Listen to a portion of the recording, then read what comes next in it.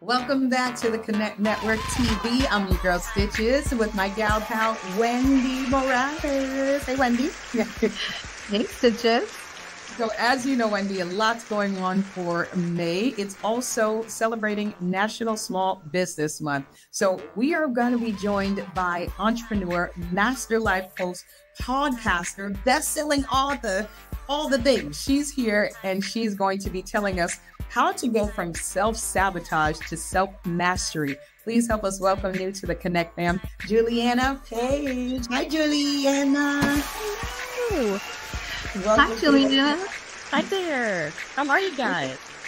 We're fantastic, and we're just super excited to have you here with us today. And I mean, your presence, I can already feel your great energy. So we're super excited to get into this. So Juliana, as a master life coach, what gives you the master title? Let's dive into that. Yeah, well, that's the funniest thing because I don't even believe in having titles. I read this book by Robin Sharma way back in the day called The Leader Who Had No Title. And I just have embraced that my whole life. So I don't subscribe to being a master life coach. I think the years and the hours, though, do give you that title. So I've been coaching since 2009, strangely enough. So that might give me that, I would say. I love that. So you've also embraced living courageously. What does that mean to you? Well, I believe that, strangely enough, we're trained to be cowards. And I know that sounds brutal, and I know that sounds a bit harsh off the cuff, but it's true. Like, we're not trained to lean in. We're not trained to show up in life. We're trained to hold back. We're trained to shrink. We're trained to limit ourselves. And then we get in these situations we don't know how to show up, and we haven't been trained for it. So then we can't show up. So living courageously to me is deciding when you have those options between being a coward or being courageous, you choose courage more often than the coward. Wow. Thank you for sharing that. And there are a lot of spirituality. There's a lot of spiritual messages. How did you decide to include your faith within your business, if you care to share? Yeah. Well, I don't believe now that you can separate them. I've always believed that life is way more spiritual than natural, but I didn't have proof. I didn't have somebody modeling that. I did not come from a legacy of faith. So that might be unique. So I'm not a preacher. I'm not somebody that subscribes to religion per se, but I am somebody that's always felt intuitive or felt like I was being led or guided, just didn't know what to do with that. So I was always seeking spiritual outlets and then could not figure out and didn't even know that I could have a relationship with God. And so now that I do have that, I don't see how you could even separate that. That's like literally the main part or the most significant part about who you are. So how could you just cut off a limb and go about your day-to-day business? You really cannot. And it's the most unique expression of yourself in the world. So I just see it as a spirit that is flowing through you all the time. So Juliana, thank you so much for sharing that and being bold about it. But speaking of spirituality and how you were able to kind of get that moment, if you will, and bridging the two for somebody who may be struggling or trying to figure out how to build that relationship with spiritually or build a relationship with Christ in addition with their business.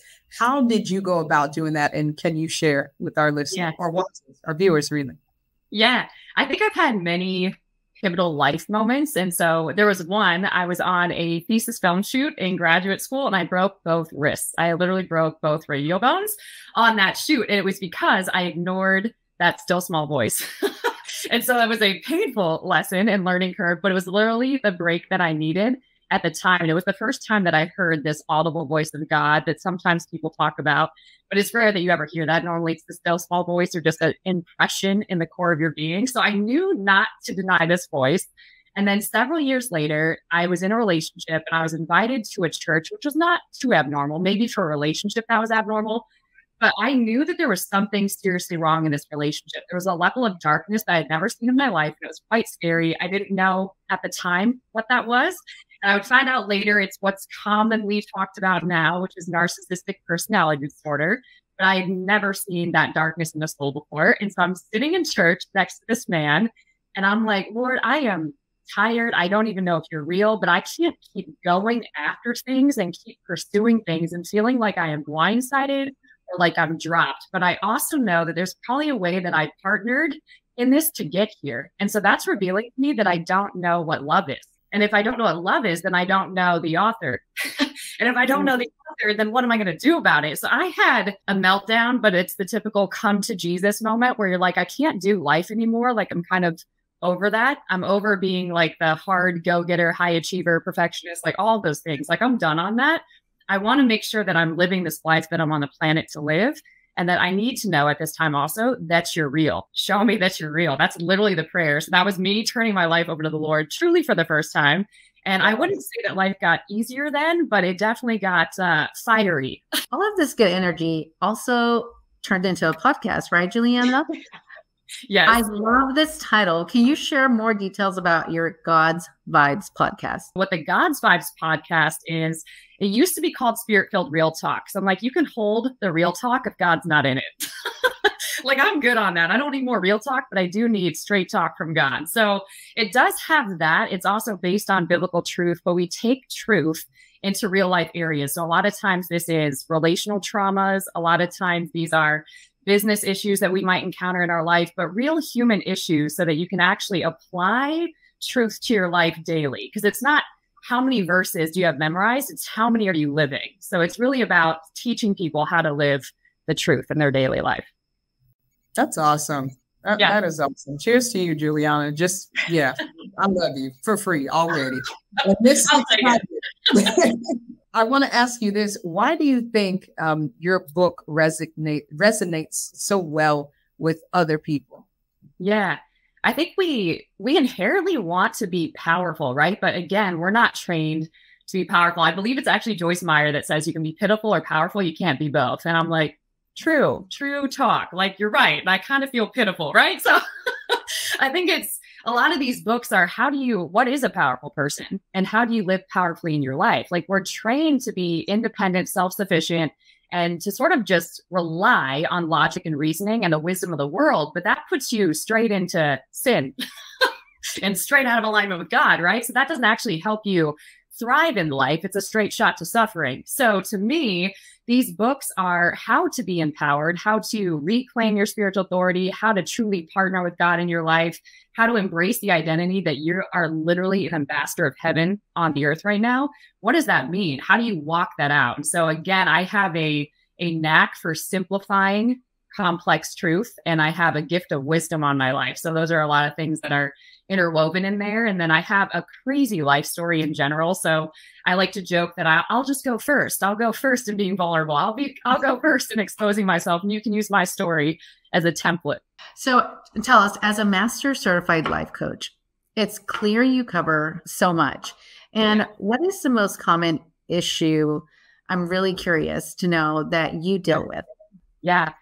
I think the most common issue, I'll call it self-sabotage. I like to say that we have our own unique cocktail of this. So some people, it's people pleasing, it's codependency, it's perfectionism, it's high achievement, it's that hustle culture, it's, chasing after idols. We all have this form of sabotage that's trying to protect us rather from being vulnerable, from feeling exposed, from going for what is most true, what is most honest, what is most authentic to our life.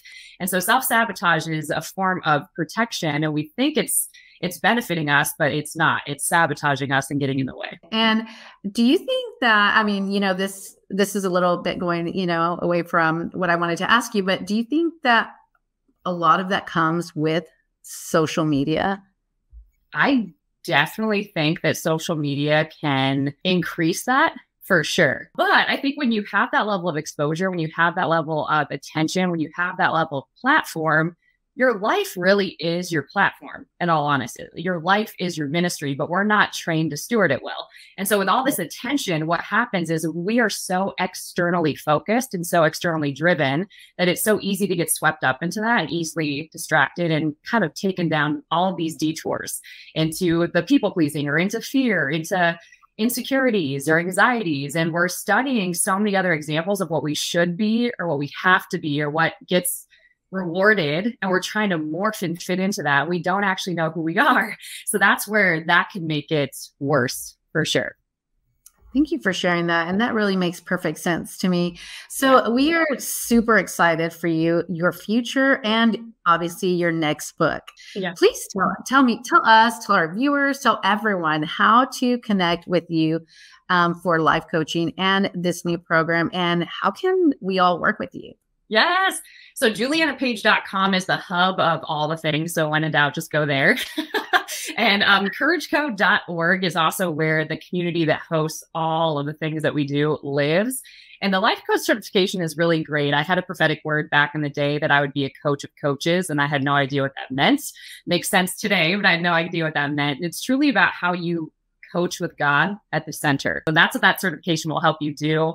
There's spirit-driven entrepreneurship, kingdom influencing, what it means to be an excellent coach, because we do need those morals and principles brought back into that industry. So there's a whole lot that you'll go through in a 6-month period. And our next round starts in July. Thank you so much, Juliana. One more time, where we can find you, where we can connect. Yes, well, you can tune into the God's Vibes podcast for sure. And then you can also go to julianapage.com. Officially a part of our Connect fam. Bam, bam, bam.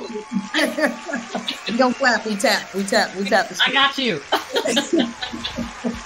So sit tight, Connect family. The fun continues. When we come back, we're going to be joined by co-owner of Prince Health and Wellness. Celebrity chiropractor Dr. Ashley Price is going to be sitting with us. She's going to talk about her world-renowned techniques and natural healing treatments you don't want to miss. Stay close.